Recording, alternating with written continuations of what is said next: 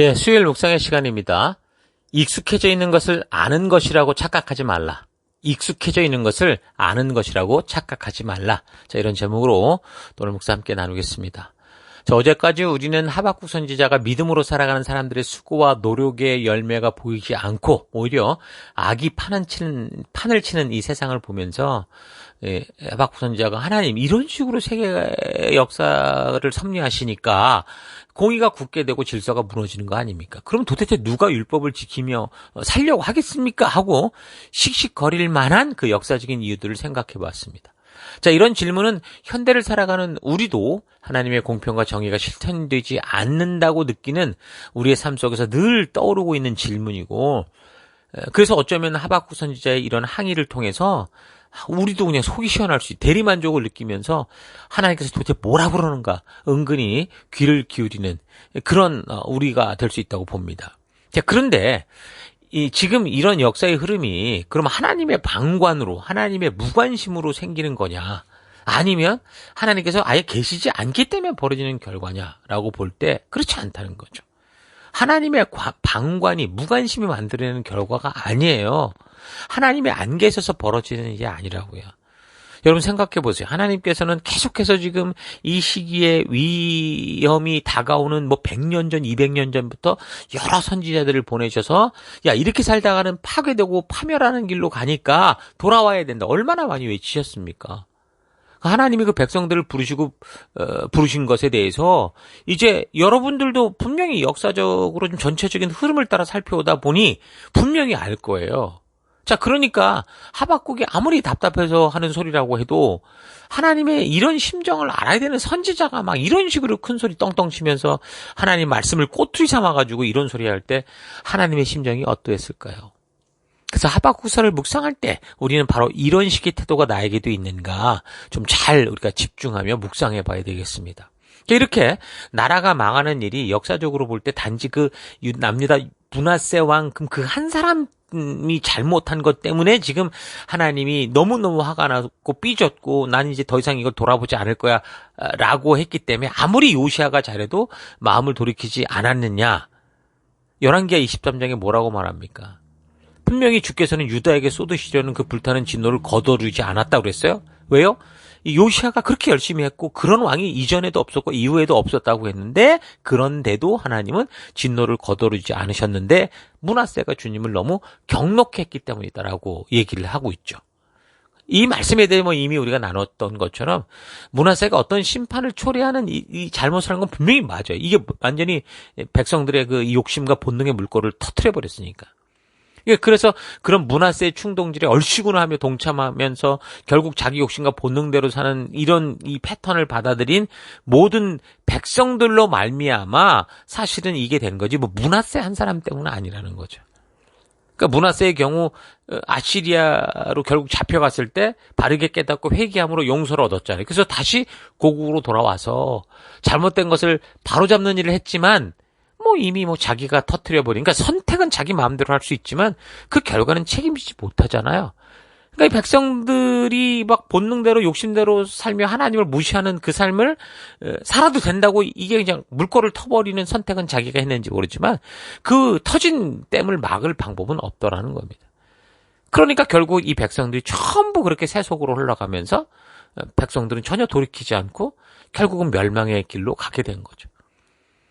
그래서 이제 요시아 왕은 나름대로 정말 진심으로 하나님 말씀대로 행해서 그가 가진 왕의 그런 어떤 사명을 따라 나라를 되돌이키기 위한 정말 최선의 노력을 다했던 거예요. 근데 이미 므낫세 시대의 그 욕심과 본능대로 살아가고 하나님의 말씀을 무시하며 살아가는 그런 맛을 본 이 백성들은 요시아가 왕이 돼서 이거 해야 그러니까 우상도 부시기도 하고 예루살렘에 모여서 유월절도 지키는 것 같아 보였지만 사실 지금 전체적인 흐름으로 볼 때 어떤 거예요? 백성들의 그런 행동들은 그냥 겉으로 보이는 행동이었다. 마음 중심은 전혀 그렇지 않았다라는 거죠. 이미 이 하나님의 말씀은 우습게 여기고 그냥 그렇게 그냥 욕심대로 사는 그런 삶으로 그냥 흘러가 버리는 거예요. 정말 이스라엘 역사상 바르고 온전하게 드려진 유월절이 처음이었다고 할 정도로 요시아 왕이 있었던 그 시절에는 정말 제대로 된 걸 했다고 보는데 사실은 지금 이 역사의 흐름을 보니까 거기에 참석했던 많은 백성들은 이미 욕심대로 사는 태도를 버리지 않았고, 그럼 결국은 이 요시아의 입장에서는 정말 제대로 된 유월절을 인도했고 이끌었는데 백성들은 내 마음은 전혀 그렇지 않았다. 그럼 결국 이사야 선지자를 통해 그 1장에서 말씀하시듯이 그들이 되었던 예루살렘에서의 성전에서의 예배와 뭐 행사와 이런 모든 것들은 그냥 종교의 한 행위일 뿐이었다라는 걸 우리가 알 수 있는 겁니다.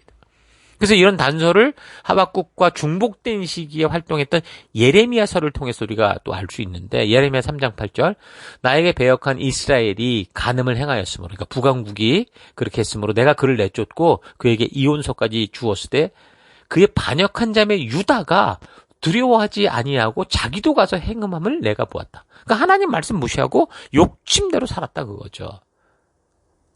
그래서 이제 10절, 이 모든 일이 있어도 그의 반역한 자매 유다가 진심으로 나에게 돌아오지 아니하고 거짓으로 할 뿐이다. 여호와의 말씀이다. 하나님의 분명히 말씀하시죠. 그러니까 요시야 왕의 그런 정직한 삶과 말씀대로 행하는 삶이 있었음에도 하나님의 진노가 그래서 멈출 수 없었던 것은, 비록 요시야 왕은 그렇게 진실하고 정결하게 하는 개혁을 최선을 다해 이루었고 그렇게 살아갔지만 그 백성들은 북왕국 패망의 역사 그 원인을 알면서도 백성들의 마음속에는 므낫세라는 이름으로 대표되는 우상숭배의 죄악, 본능대로 살아가는 그 죄악들, 말씀을 무시하고 사는 삶의 태도들, 죄가 자랑이 되고 더 새로운 죄를 지으면 인정받고 칭찬받고 카밍아웃 했다고 용기 있다고 인정되는 그런 시대 흐름이 판을 치고 있었다라는 겁니다. 그것이 결국 멸망으로 이끌었다는 거죠. 자, 그러니까 한 사람, 한 왕이 선하니까 다 구원받고 한 왕, 한 사람이 악하니까 다 저주받고 이런 게 아니라는 거예요. 왕이든 백성이든 사람들은요, 각자 스스로 모두가 하나님이 주신 자유주의를 가지고 자기가 끝까지 그것을 고집할 때 심판이 오는 거예요. 그러니까 하박국 선지자가 그렇게도 답답해하고 억울해하는 것에 대한 분명한 이유는 뭐예요? 하나님의 무관심이나 방관이 만든 게 아니고 하나님께서 그렇게도 부지런히 그 백성들을 찾으시고 돌아오라 하심에도 불구하고 그 백성들이 끝까지 자기 생각대로 살겠다고 고집한 결과라는 겁니다. 오늘 이 시대를 살아가는 우리도 이런 부분에서 많이 착각을 하죠. 우리는 열심히고 지금 우리는 의로운 삶을 살아가고 있다고 생각하는데 하나님이 우리를 돕지 않는다고 그렇게 생각을 하죠. 근데 결국 우리 시대 교인들의 삶은 어떻다라는 거예요. 오늘 이 역사의 사건을 놓고 볼 때 남유다의 멸망을 향해 고집스러운 욕심대로의 길을 가는 그 유다 백성들과 사실은 다를 바가 없다는 거죠. 오늘 이 시대를 보십시오. 10대, 20대 청년들의 통계를 보면요, 성경에서 지금 죄라고 분명하게 말하는 것을 행하며 살아가는 그런 사람들이 오히려 용기 있는 사람이라고 생각하고, 마치 시대의 흐름을 아는 사람, 인싸 이런 식으로 인정이 되고 있죠. 예를 들어 동성애 같은 문제가 그런 거예요. 성경이 분명하게 죽음에 해당하는 죄악이다라고 말씀하고 정의를 내리고 있는데, 이 시대는 지금 온 세계의 정부가 협력해서 그 잘못된 것을 바로잡으려는 게 아니라 정부와 지식인들과 각종 이 모든 이 단체들이 심지어 몇몇 교회 지도자들까지 나서서 이 동성애를 옹호하고 그런 이슈를 너그럽게 다루어야 참으로 예수님의 사랑을 실천하는 용기 있는 사람인 것처럼 이상한 것을 주장하는 그런 사회인 거죠. 성문화, 음주문화, 약육강식, 빈익빈 부익부의 이 기업문화, 경쟁적인 교육문화, 개인주의와 성적 느슨함으로 깨어지고 무너지는 가정문화.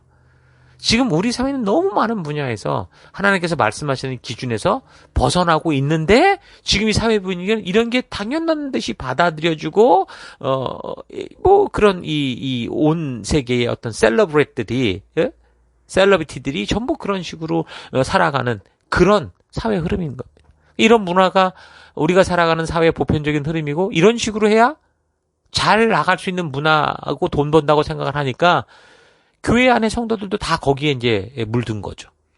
죄에 대한 저항감이 점점 없어졌고 그래서 오히려 죄를 기본으로 즐기는 그런 문화 속을 살면서 심지어 교회까지 그런 문화를 가지고 오는 거예요. 동성애를 괜찮다고 주장하는 거죠.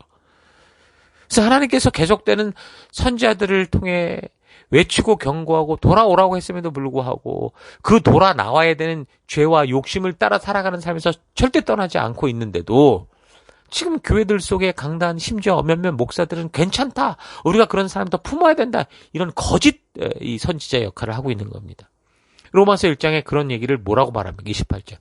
또한 그들이 마음에 하나님 두기를 싫어하면, 그러니까 결국 하나님 두기를 싫어하는, 말씀 두기를 싫어했기 때문에 하나님께서 그들을 그 상실한 마음대로 내버려 두사 합당하지 못한 일을 하게 하셨으니 곧 모든 불의, 추악, 탐욕, 악의가 가득한 자요, 시기, 살인, 분쟁, 사기, 악독이 가득한 자요, 수근수근하는 자요, 비방하는 자요, 하나님께서 미워하시는 자요, 능욕하는 자요, 교만한 자요, 자랑하는 자요, 악을 도모하는 자요, 부모를 거역하는 자요, 우매한 자요, 배약하는 자요, 무정한 자요, 무자비한 자라.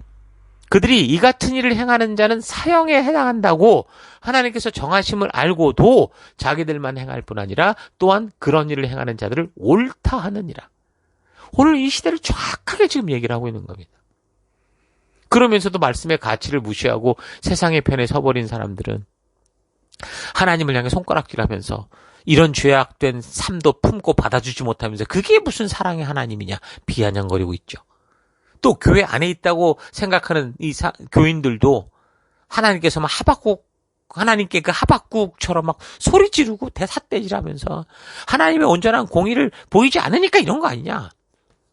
이 모든 게 하나님 때문이다. 핑계대고 변명을 대는 거죠. 결국 둘 다 세상에 있는 사람들이나 교회에 있는 사람들이나 하나님의 의를 창조하고 부으신 그 열방의 제사장이요 거룩하게 구별된 그 하나님 나라 백성으로서의 삶을 살아가는 일에는 관심이 없는 거예요. 그러니까 무관심이 만든 결과가 바로 이런 거죠. 자, 그런데 이 하박국 선지자는 이런 상황을 잘 알지 못하는 건지 너무너무 답답해서 하는 소리인지는 모르지만 아수르가 망한 후에 또 다른 그 바벨론 등장해서 이렇게 하고 있으니까 자꾸 이제 하나님 속 꺾는 얘기를 하는 거예요. 자, 그래서 이제 하나님이 말씀하신 거죠. 1장 5절. 여호와께서 이르시되 너희는 여러 나라를 보고 또 보고 놀라고 또 놀랄지어다. 너희의 생전에 내가 한 가지 일을 행할 것이라. 누가 너희에게 말할지라도 너희가 믿지 아니하리라. 그러니까 아마 이런 진실을 내가 지금 말해도 너가 믿을진 모르겠다 하면서 6절 보라. 내가 사납고 성급한 백성 곧 땅이 넓은 곳으로 다니며 자기의 소유가 아닌 거처들을 점령하는 갈대아 사람을 일으켰나니. 보라, 내가 갈대아 사람을 일으켰나니 이렇게 말하죠. 지금 하박국이 억울해하는 일들에 대한 하나님의 응답이 하박국이 더 이해할 수 없고 용납하기 어렵고 수용하기 어려운 그런 대답이었던 거예요. 지금 하박국이 뭘 절규하고 있어요? 아니 아수르가 무너지니까 왜 바벨론이 득세해서 의인들을 에워싸고 괴롭히냐는 거였어요. 근데 왜 하나님이 잠잠하고 있느냐라는 거였거든요. 그렇게 하나님께 항의하고 있는데 하나님이 말씀하시기를 그 바벨론을 내가 보낸 거야 이런 거예요. 그러니까 바벨론이 이렇게 하는 건 하나님께서 일으키셔서 그 회초리의 그 일들을 감당하게 했기 때문이라는 말이죠. 그러니까 하나님이 통치하지 않아서 이런 일이 벌어지는 게 아니라는 거예요. 하나님이 너무 정확하게 통치하고 계시기 때문에 이런 일이 벌어지고 있는 거죠. 바벨론은 하나님의 회초리였습니다. 그동안 하나님이 사실 이 역사 속에 개입하지 않았다면 이 열방 속에 아주 작았던 연약한 이스라엘은 벌써 강대한 나라 아수르나 바벨론만이 아니라 그 주변 나라들에게 이미 짓밟히고 그 땅에서 노예와 포로로 살다가 죽었을 거예요. 그러니까 지금 이스라엘 백성들은 스스로가 잘 버텨냈다고 생각을 하는데 하나님 도움 없이. 근데 그거는 스스로 버텨낸 게 아니고 하나님께서 보호하고 지키셨기에 지금까지 존재하고 있었다라는 거예요. 여러분 지금 우리가 살아가는 사회가 인간들의 어떤 발달된 지식과 능력을 가지고 이렇게 우리가 발전시켜 가는 줄 알고 있는데 근데 보이지도 않는 그 바이러스 하나, 그 코로나 바이러스 하나에 지금 온 세계가 싹 다 멈춰서 수많은 사람들이 쓰러져 죽어가는 걸 보면서 지금까지 정말 우리가 우리의 능력과 실력으로 살아남은 게 아니었구나. 우리는 순식간에 벌레처럼 죽을 수도 있었구나. 보이지 않는 바이러스에 그렇게 다 이 지구가 망할 수도 있었구나라는 거. 지금까지 하나님의 은혜와 그분의 사랑의 보호와 그분의 그 인내가 우리를 이렇게 살게 한 거구나라는 걸 이번에 깨닫지 않았습니까? 그러니까 우리 사회, 우리 가정, 우리 교회, 내가 존재하는 것은 나의 실력, 우리의 능력이 아니라 지금 하나님의 절대적인 보호 안에 있기 때문에 우리가 지금까지 사는 거예요. 그런데 하박국 선지자가 이런 하나님의 뜻을 잘 못 알아듣고 다시 질문합니다. 1장 12절 선지자가 이르되 여호와 나의 하나님 나의 거룩하신 이시여 주께서는 만세전부터 계시지 아니합니까? 그래서 우리는 절대로 사망에 이르지 않을 겁니다. 그분이 영원하시니까. 주님께서 우리를 이렇게 지키시기 때문에 우리는 괜찮을 거라는 거죠. 그런데 13절 주께서는 눈이 정결하시며 악을 참아 보지 못하시며 패역을 참아 보지 못하시는 분이거늘 어찌하여 거짓된 자들을 방관하시고 악인이 자기보다 의로운 사람을 삼키는데도 잠잠하십니까? 그러니까 하박국의 주장이 뭐예요? 하나님이 직접 바벨론은 다른 악한 나라를 심판하는 도구로 세우셨다면 그건 알겠다는 거야. 그 말을 듣고 하나님 말씀하시는 걸 보고 그럼 나쁜 나라 심판하는데 당연히 하셔야죠. 근데 우리는 뭡니까? 이러는 거죠. 그러니까 하박국의 생각에는 뭐가 있는 거예요? 이스라엘 자기는 의인이고 그렇지 않은 이방인은 악인이다. 이렇게 단정하고 있는 거죠. 그래서 자신들이 잘못하는 것은 보지 못하고 한마디로 자기 눈에 들보는 보지 못하고 남의 눈에 티끌만 가지고 뭐라고 하는 그런 상태가 되는 거예요. 그러니까 하나님께 더 아주 격렬하게 따져요. 14절 주께서 어찌하여 사람을 바다에 고기 같게 하시며 다스리는 자 없는 벌레 같게 하십니까? 이래가면서 그 17절 그가 그물을 떨고는 계속해서 여러 나라를 무자비하게 멸망시키는 게 옳습니까? 이렇게. 그러니까 아수르나 애굽이 이집트가 됐든 에돔이 됐든 모압이 됐든 암놈이 됐든 암몬이 됐든 세상의 악당들이 망하고 당하는 건 당연하고 맞지만 그런데 지금 의인인 선택받은 우리가 당하는 건 뭐냐? 이건 공의로우시고 전하신 하나님이 지금 잘못하는 거 아니냐? 직무유기 아니냐? 하나님이 그렇게 공의롭고 공평하시고 전능하시다면서 왜 이런 일이 벌어집니까? 이런 질문을 하는 거죠. 여러분 이런 질문 참 많이 듣지 않았습니까? 우리가 전도를 하려는 그 현장에 툭하면 사람들이 그런 얘기하면 너 하나님 살아계시면 왜 세상에 있다고야? 이런 질문 우리가 툭하면 듣죠. 사실 그뿐만이 아니라 사실 우리 안에서도 툭툭 튀어나오는 얘기예요. 하박국 선지자와 같은 마음, 같은 심정으로 그렇게 하나님을 보고 하나님께 자꾸 이렇게 컴플레인하는 우리의 모습을 볼 겁니다. 그게 왜 그래요? 그게 다 지금 자기는 의로운데 저 사람들이 잘못되고 있어서 그렇다라는 그런 생각에 빠져 있어서 그래요. 유대인들이 자기들은 하나님이 택한 선민이라고 생각하고 그래서 다른 이방인들을 마치 지옥의 땔감 정도로만 생각하는 그런 논리와 똑같은 거죠. 모두가 똑같이 하나님의 전적인 은혜로 하나님의 자녀가 되었는데 마치 자기가 믿음을 가졌기에 내가 하나님을 찾았기에 구원을 얻었다라는 식으로 그 하나님의 전적인 은혜로 주시는 구원, 믿음조차 마치 자기의 노력으로 만든 자기 어떤 실력으로 만든 거로 생각하는 그런 현대 종교인들과 같을 거예요. 그러니까 이런 사실을 깨닫지 못하면 사실 지금 이 세상에서 벌어지는 일을 보면 하박국 말이 100번 전번 맞다고 아마 생각이 들 거예요. 그러나 그렇게 생각이 드는 이유가 뭐라고요? 바로 나는 의인이고 너는 죄인이다라는 숨겨진 교만의 생각이 있기 때문이다라는 거 잊지 말아야 됩니다. 그러니까 하박국 선지자는 이 세상 사람들이 하나님의 전능성을 오해하듯이 하나님에 대한 오해가 있었던 거죠. 많은 성도들이 그렇듯이 성경에 말씀해 주시는 하나님, 하나님께서 스스로 계시하여 주시는 하나님과 그 말씀에 근거한 게 아니라 자기가 기대하고 생각하는 대로 하나님을 상상한 거예요. 아주 종교, 윤리, 도덕적으로 타당해 보이는 그런 하나님 만들어 놓고 다시 말하면 북왕국처럼 금송아지 하나님 만들어 놓고 자기는 겸손한 척하면서 의로우신 하나님께서 왜 하나님의 말씀대로 약속을 지키지 않느냐 그렇게 말하는데 사실상 하박국 선지자의 항의는 왜 하나님이 내 생각과 논리대로 움직이지 않느냐. 내가 이렇게 프로그램을 했는데 그 프로그램대로 하나님 움직여야 되는 거 아니냐. 이런 거하고 똑같은 거죠. 그렇고 이제 아주 기고만장하니까 자기는 틀린 말 안 한 것 같으니까 하나님 어떻게 하는가 내가 보겠습니다. 이런 식이 돼요.